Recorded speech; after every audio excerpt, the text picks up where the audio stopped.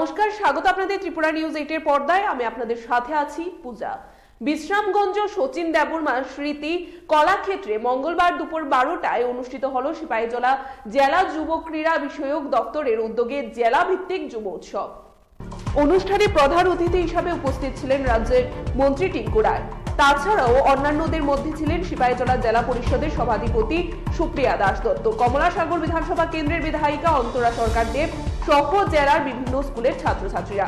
এদিনে অনুষ্ঠানে বক্তব্য রাখতে গিয়ে মন্ত্রী বলেন, রাজ্যের যুব সমাজকে নেশার হাত থেকে রক্ষা করতে হলে সমস্ত যুবক যুবতীদের বিভিন্নভাবে তাদের খেলার মনোপযোগী করে তুলতে হবে। সর্বদা তাদেরকে এগিয়ে নিয়ে যাওয়ার জন্য অভিভাবক থেকে শুরু করে সমাজের সমস্ত সচেতন মহলকে এগিয়ে আসতে হবে। এবারে কারিক্রম একটু অন্য কারিক্রম থেকে ভিন্ন। এবারে যে আমাদের মন্ত্র সেটা হচ্ছে, আমরা চাই আমাদের যুব সমাজকে আত্মনির্ভর মানসিকতায়।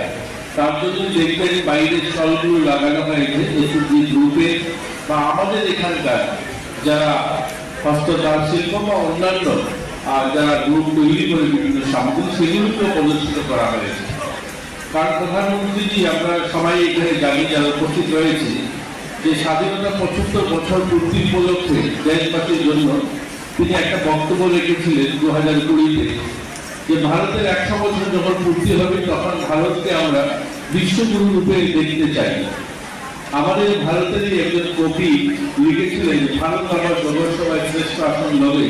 সেটা আমরা আজ সেই রূপে রূপান্তরিত হতে আমরা দেখছি। আজকের যে আমাদের যুব সমাজ বা আমরা যারা এখানে উপস্থিত, আমরা যদি আমাদের চারপাশটাকে দেখি, আমরা যদি আমাদের ভারতটাকে দেখি, তাহলে সেই লক্ষ্য কবি যে বলছিলেন ভারত জগৎসভায় শ্রেষ্ঠ আসন লবে, সেই রাস্তাতে ভারত এগোচ্ছে। আর সেটা সম্ভব তখনই সবাই যখন এখানে যারা আজ যুব যারা ছাত্র ছাত্রী সবাই যখন আমরা কাঁধে কাঁধ মিলিয়ে রাজ্যের জন্য দেশের জন্য নিজেদেরকে সামিল করবো, তখনই সেটা সম্ভব হবে। Report Tripura news.